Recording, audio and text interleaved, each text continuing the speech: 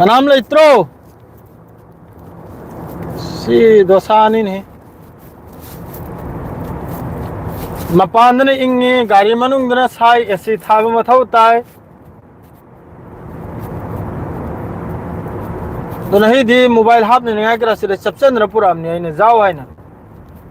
array में चाह खुद न पाए न दना नोमदी पैसा सोई दमके फाइन चारनी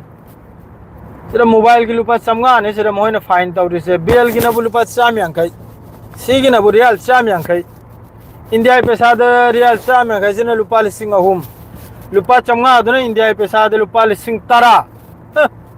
लुपा लिसिंग तरा बिथो कदोर नहीं ना अमक मोबाइल पाइकल उबगे मुआई त्रोसे अदो कम कम तौनरिगे मयाम तरा नुआयना लेनरिब्रा मणिपुर दु करी मोंगनो हौजिक शांति लाब्रा लाक्त्रिब्रा करी मिफम फम नरिबजानो मणिपुर लम इंपोर्टेंट ओइबो वामा असि आइना वीडियो सु सेम गरे थांगल अनि अदो हौजिक की फेसबुक ता मिओय मखकना मागी फेसबुक पेज तो कईनोम नहीं बाइब्रा कईनोम हाई ने मागी दो काव करे ने नहीं बन नहीं भी हाइब्रा करीनो एस मागी दो हम नुआइते दे ताब दे सुदिन नुआइते बिल्कुल दो फुल कंडेम ने दो वादु बिल्कुल लो भी आते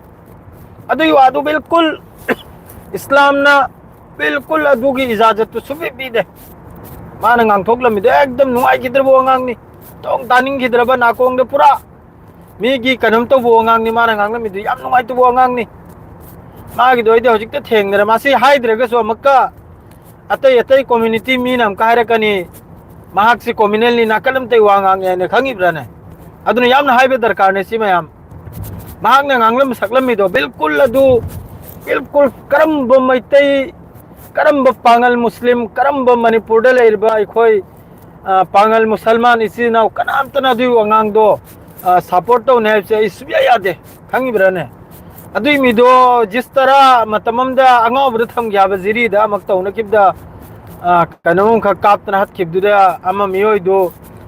थकल जाजल ले कापथोक लमिना दो अदुई मोंग दा थमसाबा अदु अखोय गी कनम दी यावदे अखोय न थीब दा दुगु मियोय दी यावदे अदु यामना कनम नि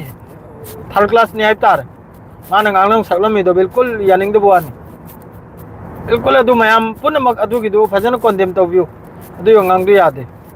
अदु मकपु इंपोर्टेंट ओइबो वाहाइबो लाइन दे लागे महाक न nganglम ले सपोर्ट तौदे बिल्कुल अद्रेन नुंगाइतबा ओंगांग संगांग थर्ड क्लास ओइबो ओंगांग कराय दिस लेते अदु मकपु महाक सोशल मीडिया दे थोकलेगा आइन ngang क्रेसि सोई खर मारे सोई रे हाइन मयाम द माना असोइबो उच्चरम ले मयाम द माना माफी मांगी जरम में अदु लोइमक तेन चावबसी कोकथोक पिबसे सिदेना अचौब थबुक लेत्रबनी अदुम तौदना हौजिक अखोय पांगल से अदु याम मिसिंग बुदी याम बनते खरतनी मैते इसना उमरकते अखोय जो हिंगमिनरा इमनी अंदगी सु खोय का सारदना बु मयांग मुसलमान गा माद्रेदी मैते खरसु लय अदु याम दि लय बनते मयांग मुसलमान याम साथिन हेली लय दिसे अदुगा पांगल खरगा मादुगा मैते खरगा अदुगा मैते खर का सारद लयब पांगल खर कसाडले सिदे मयांग सुम याथिन चाहिदो अदु फाउ वक्ते सेदा मयांग मुसलमान मही की मरक्तने याथिन चाहिसु वक्ते अदुक साथीना मयांग मुसलमान लैरनी कोई कसार मनुंग सिदा अदु कोई सुखसाना लेरक पसिदा अमुक फाउ नहीं फाउ कसार मनुंग टिंग तोंग हाइना खुजिंग खामगी सरुकते कोई कसार मनुंग दो तोंग नुक्सीना अमना हाइबा अमना ताना दना लैरिमनी अदो हजिकी मियोय सिना हायरमिबा फेसबुक पेज सिदा माना ऑडियो मा थादोकलमिदु यामना सनुवाइतबा वाफमनी तोक तानिंगद्रबा नाकोंग जि चंगवाइ बि याखिद्रबा ओंगांग संगांग मागी सु अचाक पम लेदना नुवाइतेदना हाइजरमिनी अदो हाइफम थोकते नुवाइतबो सुमा इचमचमना लाइनम दा हाइगनिमनी अदुगा माना लाइनिंगबा अमा अमबु चिंगल खोचलेगा हाइदु याम साथे नुवाइते फुल कोंडेमनी सेंगनाइदु बिल्कुल यादे अदुमकपु महाक ना थोकलेगा सोशल मीडिया दा अइन सोई खरे अइन लाल खरे आइन हायरम ने अदुम तौदना हौजिक पांगल मुस्लिम मणिपुरी पांगल मुस्लिम की मथकसु कोंगाए मा बेट कमेंट याम साथी साथी ना ताब याद्रा उबे याद्रबा पाबे याद्रबा कमेंट मयाम लाए कम मसिंग मखा लेत मगई ꯍꯧꯖꯤꯛꯀꯤ ꯑꯉꯥꯡꯁꯤꯕꯨꯗꯤ ꯃꯌꯥꯝꯅ ꯐꯥꯒꯠ-ꯊꯤꯒꯠꯄꯤꯔꯒ ꯑꯁꯤꯗ ꯑꯩꯈꯣꯏꯒꯤ ꯃꯅꯤꯄꯨꯔꯤ ꯃꯨꯁꯂꯤꯝꯁꯨ ꯌꯥꯎꯔꯝꯒꯅꯤ ꯁꯣꯏꯗꯃꯛꯀꯤ ꯐꯥꯒꯠ-ꯊꯤꯒꯠꯄꯗ ꯑꯃꯁꯨꯡ ꯑꯩꯈꯣꯏ ꯃꯩꯇꯩ ꯏꯆꯤꯟ-ꯏꯅꯥꯎꯁꯨ ꯌꯥꯎꯔꯝꯒꯅꯤ ꯃꯍꯥꯛꯄꯨ ꯐꯥꯒꯠ-ꯊꯤꯒꯠꯇꯅ ꯁꯣꯁꯤꯌꯦꯜ ꯃꯤडियाꯗ ꯑꯁꯨꯝ ꯁꯦꯂꯦꯟꯗꯔ ꯇꯧꯍꯜꯂꯛꯄꯁꯦ ꯁꯣꯏꯗꯃꯛꯀꯤ ꯌꯥꯎꯔꯝꯒꯅꯤ ꯑꯩꯈꯣꯏ ꯃꯅꯤꯄꯨꯔꯤ ꯃꯨꯁꯂꯤꯝꯁꯨ ꯁꯣꯏꯗꯃꯛꯀꯤ ꯌꯥꯎꯔꯝꯒꯅꯤ ꯁꯤ ꯑꯁꯦꯡꯕꯃꯛꯅꯤ ꯑꯩ ꯈꯪꯉꯤ ꯑꯗꯨꯝ ꯇꯧꯔꯒ ꯍꯧꯖꯤꯛ ꯄꯥꯡꯒꯜꯁꯤꯗꯤ ꯄꯥꯡꯒꯜꯁꯤ ꯀꯩꯁꯨ ꯂꯩꯇ꯭ꯔꯕ꯭ꯔꯣ ꯃꯈꯣꯏꯕꯨ ꯆꯩꯔꯤꯕ ꯈꯣꯠꯂꯤꯕ ꯑꯩꯈꯣꯏꯕꯨ ꯆꯩꯔꯤꯕ ꯈꯣꯠꯂꯤꯕ ꯑꯩꯈꯣꯏꯒꯤ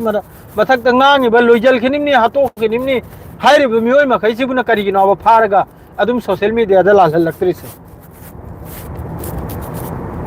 ꯑꯗꯩꯗꯤ ꯅꯍꯜ ꯃꯁꯖꯤꯗ ꯃꯅꯨꯡꯗ ꯂꯥꯎꯊꯣꯛ ꯈꯣꯠꯇꯣꯛꯍꯜꯈꯤꯕꯉꯩꯗꯨ ꯑꯗꯨ ꯀꯔꯤꯒꯤꯅꯣ ꯐꯥꯔ ꯊꯤꯔꯒ ꯑꯗꯨꯒꯨꯝꯕ ꯃꯤꯑꯣꯏꯗꯨꯁꯨ ꯀꯔꯤꯒꯤꯅꯣꯕ ꯁꯣꯁꯤꯌꯦꯜ ꯃꯤडियाꯁꯤꯗ ꯁꯦꯂꯦꯟꯗꯔ ꯇꯧꯍꯜꯂꯛꯇ꯭ꯔꯤꯁꯦ ꯑꯃꯗ ꯃꯌꯥꯝꯁꯦ ꯑꯗꯨꯒꯨꯝꯕꯗꯨ ꯇꯧꯍꯜꯂꯛꯄꯩ ꯃꯇꯨꯡꯗ ꯅꯠꯇ꯭ꯔꯣ ꯅꯨꯡꯁꯤꯅꯕꯁꯦ ꯂꯥꯛꯀꯗꯧꯔꯤꯁꯦ ꯃꯩꯇꯩ ꯑꯃꯁꯨꯡ ꯄꯥꯡꯒꯜꯁꯤꯒ ꯅꯠꯇ꯭ꯔꯗꯤ ꯀꯔꯝꯕ ꯃꯇꯝꯅꯕ ꯅꯨꯡꯁꯤꯅꯕꯁꯦ ꯂꯥꯛꯀꯗꯧꯔꯤꯁꯦ ꯁꯤꯅ ꯑꯗꯨꯝ ꯍꯌꯦꯡ ꯐꯥꯎꯕ ꯁꯤꯅ ꯑꯆꯧꯕ ꯋꯥꯊꯣꯛ ꯑꯃ ꯊꯣꯛꯂꯛꯑꯅꯥꯕ ꯑꯗꯨꯝ ꯊꯤꯅꯔꯝꯕꯗꯒꯤ ꯑꯗꯨꯝ ꯇꯧꯅꯔꯝꯕꯗ ꯑꯗꯨꯝ ꯀꯣꯃꯦꯟ ꯇꯧꯅꯔꯝꯕꯗ ꯑꯗꯨꯝ ꯑꯃꯅ ꯑꯃꯒꯤ ꯄꯥꯎꯈꯨꯝ ꯍꯟꯅꯔꯝꯕꯗ ꯑꯗꯨꯝ ꯁꯤꯅ ꯋꯥ ꯑꯆꯧꯕ ꯑꯃ ꯊꯣꯛꯂꯛꯑꯅꯥꯕ ꯊꯣꯛꯅ ꯆꯥꯎꯈ꯭ꯔꯕ ꯋꯥꯊꯣꯛ ꯑꯃ ꯊꯣꯛꯂꯛꯑꯅꯥꯕ ꯑꯗꯨ ꯀꯔꯤ ꯀꯥꯟꯅꯩ ꯃꯤꯅ ꯈꯨꯕꯥꯛ ꯊꯤꯜꯒꯅꯤꯗ ꯋꯥꯔꯤꯕꯅꯤ ꯍꯥꯏꯔꯤꯁꯦ ꯑꯁꯤ ꯈꯖꯤꯛꯇꯪ ꯒ꯭ꯌꯥꯟ ꯇꯥꯃꯤꯟꯅꯁꯤ ꯂꯣꯏꯅꯃꯛ ꯈꯪꯉꯤꯕ꯭ꯔꯥꯅꯦ ꯂꯥꯏꯔꯤꯛ ꯂꯥꯏꯁꯨ ꯍꯩꯕ ꯀꯥꯡꯕꯨ ꯉꯥꯛꯇꯅꯤ ꯍꯧꯖꯤꯛ ꯂꯩꯔꯤ ꯃꯈꯩꯁꯦ ꯀꯅꯥꯝꯇ ꯂꯥꯏꯔꯤꯛ ꯍꯩꯇꯕ ꯌꯥꯎꯗ꯭ꯔꯕꯅꯤ ꯃꯩꯇꯩꯗ ꯑꯣꯏꯒꯦꯔꯥ ꯄꯥꯡꯒꯜ ꯑꯣꯏꯒꯦꯔꯥ ꯃꯤꯑꯣꯏ ꯈꯔꯅ ꯃꯩꯇꯩꯗ ꯑꯣꯏꯒꯦꯔꯥ ꯄꯥꯡꯒꯜꯗ ꯑꯣꯏꯒꯦꯔꯥ ꯃꯤꯑꯣꯏ ꯈꯔ ꯃꯌꯨꯝꯒꯤ ꯊꯣꯡꯖꯤꯟꯗꯒꯤ ꯀꯥꯟꯊꯣꯛꯇꯕ ꯈꯨꯗꯩ ꯃꯅꯨꯡꯗ ꯂꯩꯕ ꯃꯤꯑꯣꯏ ꯈꯔꯅ ꯃꯩꯇꯩꯒꯤ ꯀꯥꯗꯁꯨ ꯌꯥꯝꯅ ꯍꯦꯟꯖꯟꯅ ꯉꯥꯡꯕ ꯄꯥꯡꯒꯜꯒꯤ ꯀꯥꯗꯁꯨ ꯌꯥꯝꯅ ꯍꯦꯟꯖꯟꯅ ꯉꯥꯡꯕ ꯃꯅꯤꯄꯨꯔꯤ ꯃꯨꯁꯂꯤꯝ ꯄꯥꯡꯒꯜꯒꯤ ꯀꯥꯗꯁꯨ ꯌꯥꯝꯅ ꯍꯦꯟꯖꯟꯅ ꯉꯥꯡꯕ ꯃꯩꯇꯩ ꯏꯆꯤꯟ-ꯏꯅꯥꯎꯒꯤ ꯀꯥꯗꯁꯨ ꯌꯥꯝꯅ ꯍꯦꯟꯖꯟꯅ ꯉꯥꯡꯕ ꯑꯁꯤꯅ ꯃꯔꯝ ꯑꯣꯏꯔꯒ ꯇꯨꯡꯗ ꯋꯥꯁꯤ ꯆꯥꯎꯔꯛꯀꯅꯤꯔꯥ ꯑꯗꯨ ꯆꯥꯎꯍꯜꯂꯣꯏꯗꯅꯤꯕ ꯃꯑꯣꯡ ꯂꯩꯕ ꯇꯥꯔꯒꯗꯤ ꯐꯖꯅ ꯍꯧꯖꯤꯛ ꯁꯣꯁꯤꯌꯦꯜ ꯃꯤडियाꯗ ꯑꯃ ꯊꯣꯛꯂꯒ ꯍꯥꯏꯔꯤ ꯁꯨꯝ ꯍꯧꯖꯤꯛ ꯑꯇꯩ ꯉꯥꯡꯔꯤ ꯁꯨꯝ ꯑꯗꯨꯝ ꯍꯦꯛꯇ ꯉꯥꯡꯊꯣꯛꯍꯜꯕꯤꯔꯛꯑꯣ ꯍꯥꯏꯗꯣꯛꯍꯜꯕꯤꯔꯛꯑꯣ ꯁꯣꯁꯤꯌꯦꯜ ꯃꯤडियाꯗ ꯑꯗꯨꯝ ꯂꯣꯏꯔꯦ ꯑꯗꯨꯝ ꯁꯥꯟꯇꯤ ꯂꯥꯛꯑꯕꯅꯤꯅꯦ ꯑꯗꯨꯇꯕꯨ ꯇꯧꯅꯔꯣꯏ ꯍꯥꯏꯅ ꯑꯩꯗꯤ ꯀꯔꯤꯒꯤ ꯂꯥꯟꯖꯒꯗꯧꯔꯤ ꯑꯩꯗꯤ ꯃꯈꯣꯏꯗ ꯀꯔꯤꯒꯤ ꯂꯥꯟꯖꯒꯗꯧꯔꯤ ꯍꯥꯏꯅ ꯃꯨꯛꯇꯅ ꯂꯩꯔꯗꯤ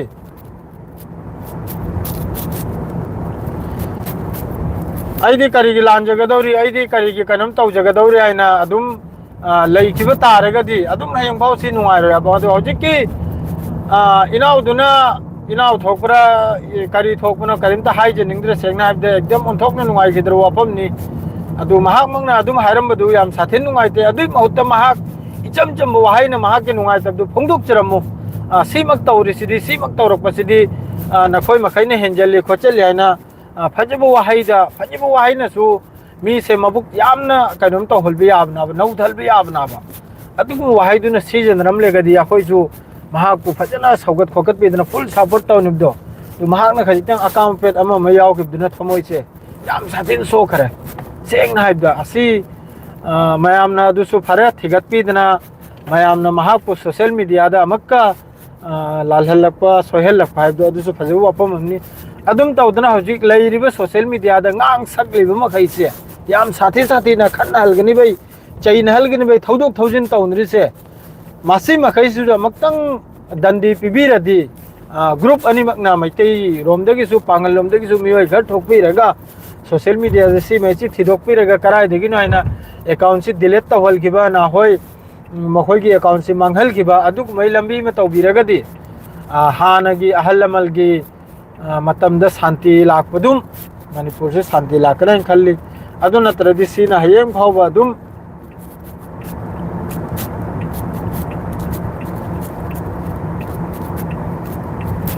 ꯁꯤꯅ ꯑꯗꯨꯝ ꯍꯌꯦꯡ ꯐꯥꯎꯕ ꯑꯩ ꯀꯣꯃꯦꯟ ꯄꯥꯖꯗꯦ ꯏꯆꯤꯟ-ꯏꯅꯥꯎꯁꯤꯡ ꯋꯥꯔꯧꯕ ꯌꯥꯗꯦꯀꯣ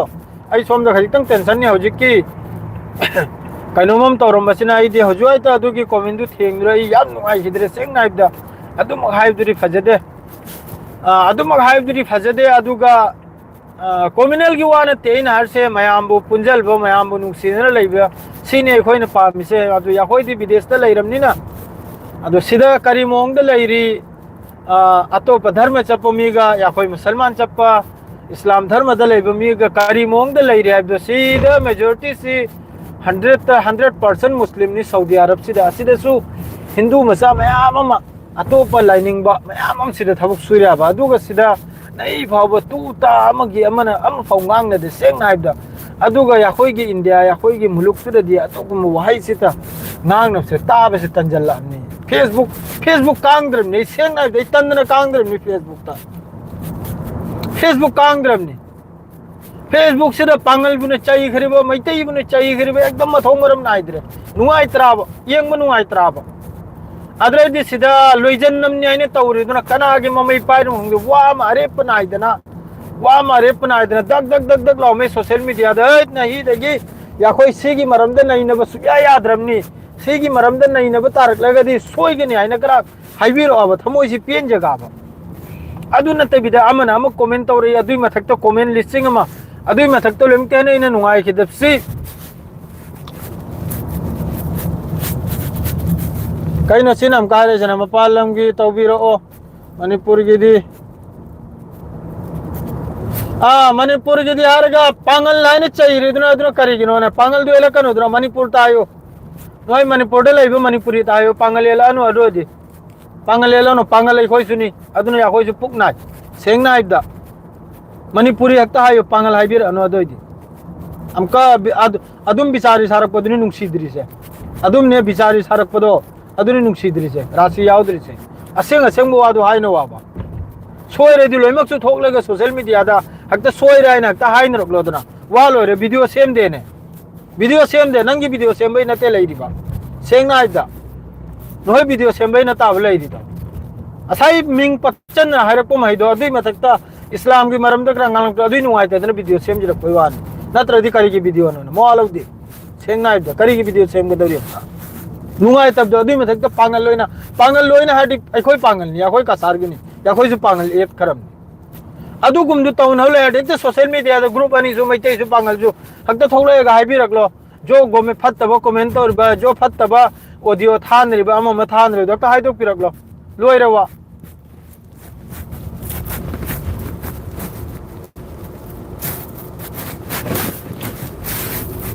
अदु गुमदु हक्ता तो बिरो वीडियो आयंगे हक्ता सेम लगता मणिपुर की लोइरे अदुनिवा अदु हक्ता हाइदो पिरकलो मयाम सोशल मीडिया दा अमा अखोइनसु सोइखरे अखोइनसु सोइखरे फजना लैरसि नुंगाइना लैनरसाइना लोइरवा अदु खक्तनि अदुगा मरक्तै ममै पाइबा तौगनु ममै पाइबसिने इन तुजरिसे खंब्राने ममै पाइबा मागसु थिने बियादे मागसु थिने बियादे आइना खंगिब्राने थिने बबुदि कनामतगसु थिने बियादे अमा तोइने लैरेनि हानदगि ममांग तुंग थंगबरसु अमा तोइने लैगे दौरिमनि खंगिब्रा जोतो नंगी हक ओरिदुम लोइमक्केसु हकनि अदुरा मफमदुदा अदु खक्तने इन हाइनिंगिसे अदु नुआइते हजिक मागी फेसबुक की कमेंट दु याम साथिन ताब नुआइते सेंगनाइदा अदु इको यानिंगदे सपोर्ट सु तौदे अदु खक्तनि अदु सिदा लोइजरगा आइसु मफम यौरे अदुनि मयाम अदु अफबदा हाइनर खोनरगा अफबु पुरकपदो अदु खक्तनि याखोइना पामजिरिसे कनामतगसु दुश्मनी नत्ते इसेंग सेंबियाबु याखोइदि कनोमदा हारगना मकाई दुमयादा लेबदो अदुनि याखोइ सेंगनाइदा मतममदा कनोमगा तौनबदसु कुकीगा मिटीगा तौनबदसु पांगल मणिपुरी मुस्लिम पांगल मखै पीसता लै अफबदा लै अदु खक्तनि अदुगा हौजिकसु याखोइ अफबदा लै कनामतगा खन्ना चाइननिंगदे सेंगना हाइदा अदुगा मीने हेंजलकपा तागदे अदुगी जवाब पिनि सेंग सेंबिनि सोमदगिसु सोशल मीडिया दा सुपिरकनि अदुगा कनोमदा सुपिनि मफमदा सुपिनि सेंग सेंग बिवानि करिगा दु जवाब की जवाब खुद की जवाब खुद खोंग की जवाब खोंग चिल की जवाब चिल अदुनि सेंगना हाइबि अदुगा फजना लैना किबजे सिदे हेलबा करिमता लैतमनि खन्ना चाइना बाइबसे हतके दर तबोगनि हुइसु चिकनद्रे हौजिक अदु खक्ता ज्ञान ताबिउ अदुनि चौखटलबा जुगनि हौजिक अदु खक्तनि समजरसिदा